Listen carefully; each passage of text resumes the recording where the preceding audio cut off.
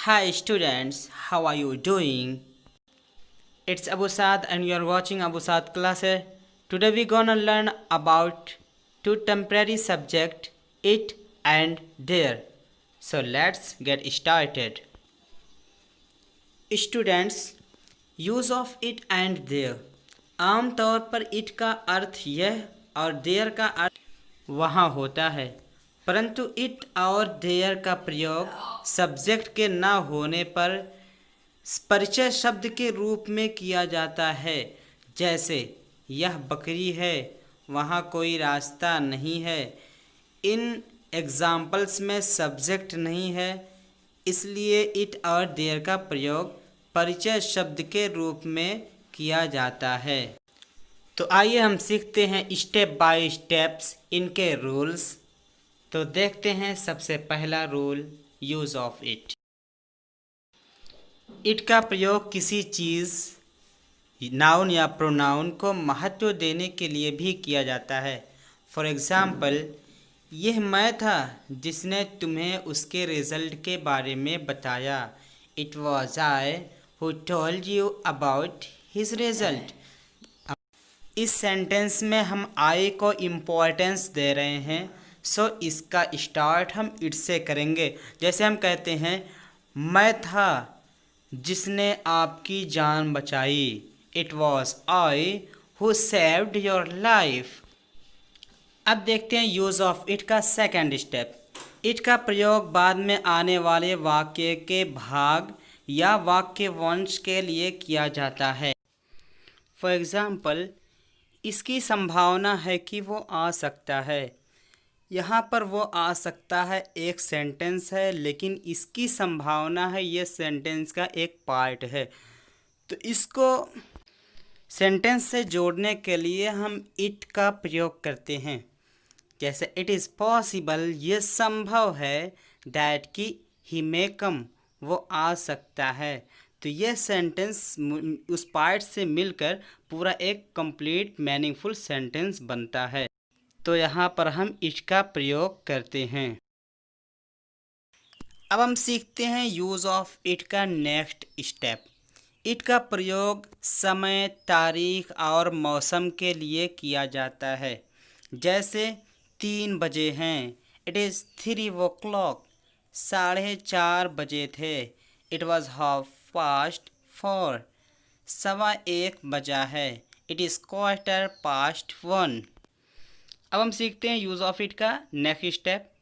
जानवर, पक्षी, चींटी, कीड़े आदि एवं बेजान वस्तु, प्रत्यक्ष अप्रत्यक्ष, जैसे किताब, पेड़, पत्थर, मूर्ति, ढांट, मूड आदि को इट से ही संबोधित किया जाता है। जैसे यह सांप है, इट इज़ आई स्नैक। यह मेरी पुस्तक है, it is my book. It का प्रयोग हम आए हुए नाउन यानी संज्ञा के लिए करते हैं। नाउन उसी वाक्य में या उसी पैरा में पहले आ सकता है। जैसे एग्जाम्पल, सूर्य उदय हो गया, ये सबको रोशनी देता है।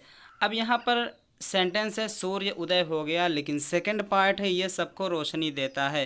तो ये बात भी हम सूर्य के बारे में ही कर रहे हैं। तो सेकंड पार्ट को हम इट से बनाएंगे, क्योंकि ये एक न्यूटर जेंडर है। The sun has risen, it gives light to everybody.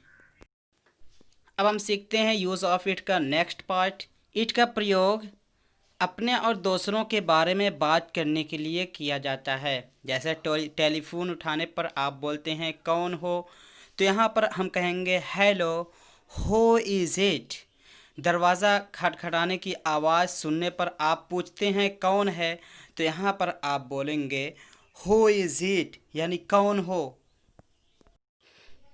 It का प्रयोग पहले आए हुए वाक्य के एक पार्ट के लिए भी किया जाता है। जैसे मैंने उसको पदोन्नत किया है और उसको ये पता है, या मैंने उसको प्रमोट किया है और उसको ये पता है। I have promoted him and he is aware of it.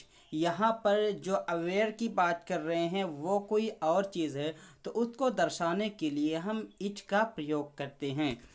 So students, ये थे यूजेस ऑफ इट्स। तो अब हम पढ़ेंगे यूज़ ऑफ देयर। तो पहला स्टेप देखते हैं। देयर एडवर्ब के तौर पर साधारणतः इसका प्रयोग इसके आम तौर पर अर्थ वह स्थान में होता है। एग्जाम्पल, क्या तुम वहाँ कुत्ते के भौंकने की आवाज़ सुन रहे हो? Do you hear that dog barking over there? अब यहाँ पर हम एक ऐसे वॉइस को डिस्क्राइब कर रहे हैं जो हम कहीं और पे हो रही है और हम किसी और से डिस्कस कर रहे हैं। तो यहाँ पर हम देयर को एडवर्ब के रूप में प्रयोग करेंगे। तो फ्रेंड्स, अब हम देखते हैं use of their second step. Pronoun के तौर पर इसका इस्तेमाल नाउन या वाक्यवांश वे वस्तुएं जिन्हें हम देख सकते हैं, जिनका अस्तित्व है, का परिचय में होता है। फॉर एग्ज़ाम्पल, कार में 4 लोग थे। There were 4 persons in that car. इस सेंटेंस में हम देख रहे हैं कि सब्जेक्ट ऑब्जेक्ट के स्थान पर है। तो उस सब्जेक्ट के बारे में बताने के लिए हम देयर का प्रयोग करेंगे और दो देयर के बाद बी के जो फॉर्म होते हैं हेल्पिंग वर्ब, उसका प्रयोग करेंगे। जैसे हमें कहना है एक राजा था। अब यहाँ पर राजा ऑब्जेक्ट के स्थान पर है, तो इसको इंग्लिश में ट्रांसलेट करेंगे तो देयर का प्रयोग करेंगे। There was a king. इन स्थानों पर हम बी के जो हेल्पिंग वर्ब्स होते हैं उन्हीं का प्रयोग करेंगे। जैसे is, am, are, was, were, will be. इनको बी फॉर्म का हेल्पिंग वर्ब कहा जाता है। तो स्टूडेंट्स, अब हम सीखते हैं देयर का अगला स्टेप। हैज़, हैव, हैड वाले सेंटेंस को हम देयर से भी ट्रांसलेट कर सकते हैं। जैसे एक सप्ताह में 7 दिन हैं। A week has 7 days। तो इसको हम दूसरे तरीके से भी बना सकते हैं। जैसे 7 दिन है एक हफ्ते में, या एक हफ्ते में 7 दिन होता है। There are 7 days in a week. जैसे मुझे कहना है मेरे हाथ में एक कलम है, इसको बना सकते हैं आई हैव अ पेन, या ऐसे भी बना सकते हैं there is a pen in my hand. तो फ्रेंड्स, ये थे uses of it and there, जिसको हम टेम्परेरी सब्जेक्ट भी कहते हैं। उम्मीद करते हैं कि आपको इनके यूजेस समझ में आ गए होंगे।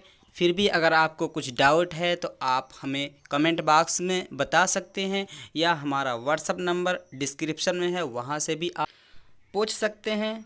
तो मिलते हैं अब आपसे अगले वीडियो में। तब तक के लिए गुड बाय।